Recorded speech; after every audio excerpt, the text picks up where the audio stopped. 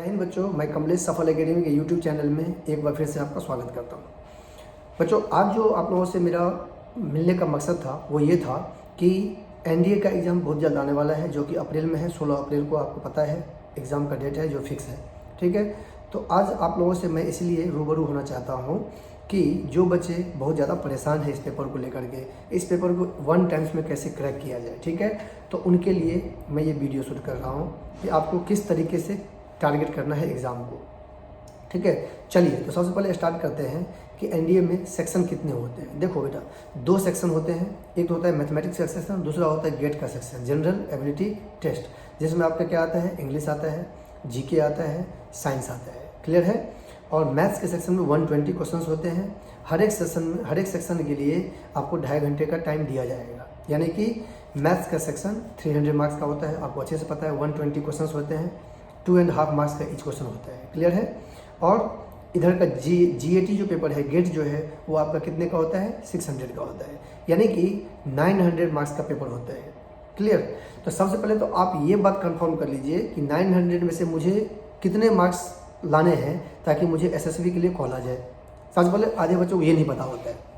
देखो बेटा, 900 में से 350 टू 400, आप 400 मैक्सिमम लेके चलिए। अगर आपका मार्क्स 400 आ गया तो भाई साहब आपको सिलेक्शन से कोई नहीं रोक सकता है। आपका 101% जो है एसएसबी के लिए कॉल आ जाएगा, क्लियर है। आप पहले दिमाग में बात सेट कर लेंगे, 400 मार्क्स आपको आना चाहिए, उससे ज़्यादा आपको लाने की ज़रूरत नहीं है, क्लियर है। क्योंकि 400 में आपका ईजिली एसएसबी के लिए कॉल आ जाएगा। अब सवाल ये उठता है कि क्या नेगेटिव मार्किंग है? बिल्कुल है। मैथमेटिक्स सेक्शन में 0.83 नेगेटिव मार्किंग है, क्लियर है। और जीएटी में 1.25 है, ये बात कंफर्म समझ लीजिए। तो इसीलिए आपको क्या करना है, सबसे पहली बात, जैसे मैथ की अगर हम बात करें, आपको अच्छे से पता है कि जो भी एनडीए का पेपर बच्चा दिया है या देने वाला है, उनको ये बात अच्छे से पहले समझ लेना है कि इसमें क्या होता है। सबसे पहले मैथ का पोर्शन चेक किया जाता है, ठीक है।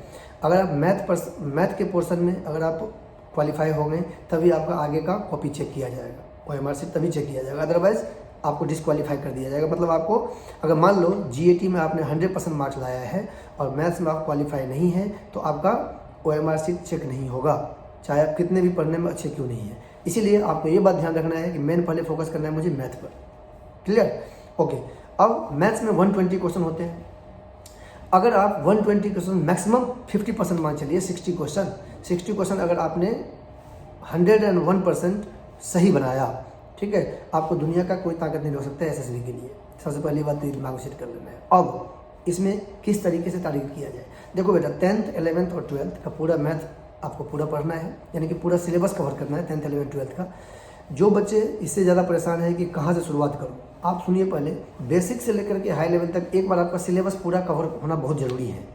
क्योंकि जब तक आप सिलेबस को कवर नहीं करेंगे, ऐसा नहीं है कि एनडीए के पेपर में टफ लेवल का ही क्वेश्चन आते हैं, इजी क्वेश्चंस भी बहुत सारे आते हैं, 1 वर्ड्स क्वेश्चन भी बहुत सारे आते हैं, बहुत सारे फार्मूला पूछे जाते हैं। अगर हम फार्मूला की बात करें, प्रॉपर्टीज़ की बात करें, ट्रिक की बात करें, तो 80% क्वेश्चन जो है वो ट्रिक से ही बनता है, क्लियर। मैं आपको दावे के साथ बता सकता हूँ 80% क्वेश्चन ट्रिक की होते हैं, जो आप डायरेक्ट ट्रिक लगा सकते हो। आपको नहीं पता होता है, इसीलिए आपको वो बहुत मुश्किल लगता है। समझ में आ गया बात, ओके। अब सवाल ये है कि मुझे मैथ्स में कितने क्वेश्चन बनाने चाहिए। तो मैंने आपको बताया कि 120 क्वेश्चंस का आप निकाल दीजिए 50, यानी कि 60 क्वेश्चंस अगर आप मैक्सिमम बता रहा हूँ, 60 क्वेश्चन अगर आपने टच कर लिया तो आपका जीएटी के लिए आप एलिजिबल हैं। यानी जीएटी जो आपका जनरल एबिलिटी टेस्ट जो होता है, जिसमें आपका इंग्लिश पूछा जाता है, साइंस पूछा जाता है और जीके पूछा जाता है, क्लियर। उसका कॉपी आपका आगे फिर चेक होगा, अदरवाइज चेक नहीं होगा, ठीक। अब देखिए, जैसे मान लीजिए मैथ्स में अलजेब्रा है, ट्रिगोनोमेट्री है, सेट रिलेशन फंक्शन है, क्वाड्रेटिक इक्वेशन है, जैसा अलजेब्रा के अंदर में आते हैं। 2D 3D हो गया, डिटर्मिनेंट मैट्रिक्स हो गया, डिफरेंशिएशन इंटीग्रेशन हो गया, वेक्टर अलजेब्रा हो गया। तो अलजेब्रा में जो है ना, अलजेब्रा में जितने भी टॉपिक आते हैं, जिसके अंदर में APGP हो गया, क्वाड्रेटिक हो गया, सेट रिलेशन फंक्शन हो गया, बाइनरी नंबर हो गया, सारे चैप्टर अलजेब्रा के अंदर में आते हैं। अगर हम इसकी बात करेंगे, अलजेब्रा की बात करें, तो 35 से 40 क्वेश्चन सिर्फ अलजेब्रा से ही पूछा जाता है। आप कोई भी प्रीवियस से उठा कर देख लीजिए, 35 क्वेश्चन पूछा ही जाता है। 35 को अगर हम 2.5 से मल्टीप्लाई कर देते हैं, अगर आप देखेंगे तो आपका 75-80 नंबर जो आपका इधर से आ चुके हैं। इसमें कोई दो राय नहीं है, 2.5 नंबर का एक क्वेश्चन होता है। लेकिन ये होना चाहिए कि जो भी क्वेश्चन आप बनाते हैं बिल्कुल ही करेक्ट होना चाहिए। ठीक है, तो मैं हर एक बच्चों को ये बोलता हूँ कि अलजेब्रा एक ऐसा पोर्शन है जिसमें आप इजीली मार्क्स स्कोर कर सकते हैं। डिटरमिनेंट मैट्रिक्स ऐसा चैप्टर है जिसमें इजीली मार्क्स स्कोर कर सकते हैं। 2D 3D आप अगर पढ़ेंगे आपको बहुत मज़ा आएगा। ठीक है ना, मतलब ऐसा स्कोरिंग है। इंटीग्रेशन डिफरेंशिएशन बहुत ही वास्ट है, जो बच्चा इसमें जाएगा फिर उसका इधर का सिलेबस छूटेगा। तो इस चीज़ को ध्यान रखना है कि मुझे टारगेट कैसे करना है। तो इंटीग्रेशन डिफरेंशिएशन मान लो अगर हम छोड़ भी देते हैं, इधर का पूरा पोर्शन अगर हम करते हैं, अच्छे से करते हैं, ऐसा नहीं बोल रहा हूँ इंटीग्रेशन डिफरेंशिएशन मत पढ़ो। अगर आपका अच्छा है तो आप उसी पोर्शन को अच्छे से देखिए, मेरे कहने का मतलब ये है।